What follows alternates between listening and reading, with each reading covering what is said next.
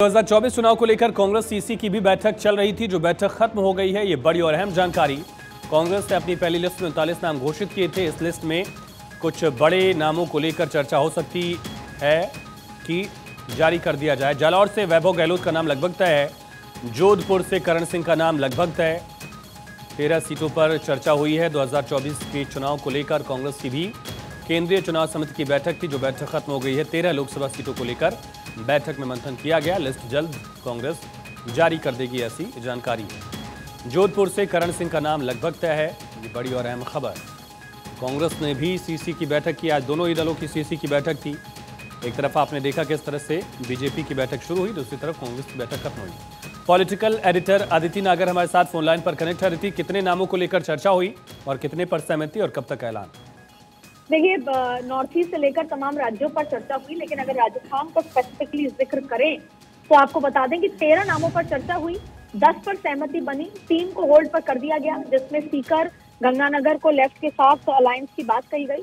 दूसरी बात यह है कि देखिए, राहुल कसवा जो आज ज्वाइन हुए वो चुनाव लड़ेंगे, उनका नाम क्लियर हो गया। अशोक गहलोत के बेटे वैभव गहलोत जालौर से चुनाव लड़ेंगे। इसके साथ साथ गजेंद्र सिंह शेखावत के सामने कांग्रेस करण सिंह उचाड़ा को उतार रही है। साथ में टोंक से हरीश मीणा चुनाव में लड़ेंगे, जो सचिन के बेहद करीबी माने जाते हैं।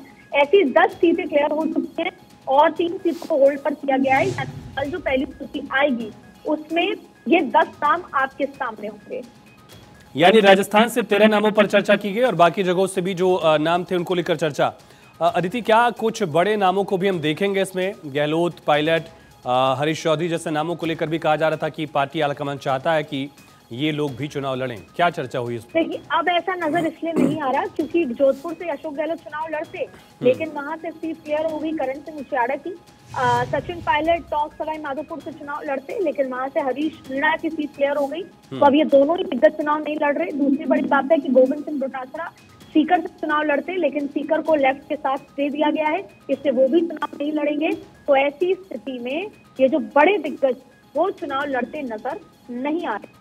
हालांकि केसी वेणुगोपाल केरला से चुनाव नहीं लड़ना चाह रहे थे, लेकिन उनको उतारा गया और खुद छत्तीसगढ़ से वैभव वो जो पूर्व मुख्यमंत्री हैं वो चुनाव कर रहे हैं। वो उनकी इच्छा थी।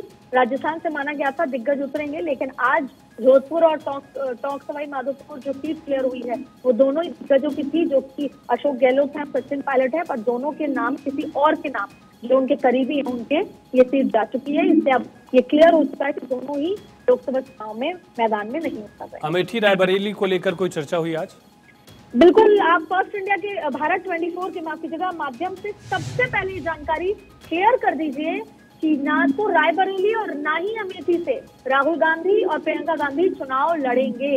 ये तय हो चुका है कि रायबरेली से प्रियंका गांधी चुनाव में नहीं उतरेंगी, और ये मैं इसके दावे से कहता हूं क्योंकि मैंने खुद उच्च सूत्रों से बात की है, और ना ही अमेठी से राहुल गांधी चुनाव में उतरेंगे। तमाम जानकारी के लिए बहुत शुक्रिया अदिति। यानी 2 सीटें जो हैं गांधी परिवार के लिए पारंपरिक तौर पर रही, उन सीटों को अब गांधी परिवार छोड़ रहा है, ये कहा जाए क्या?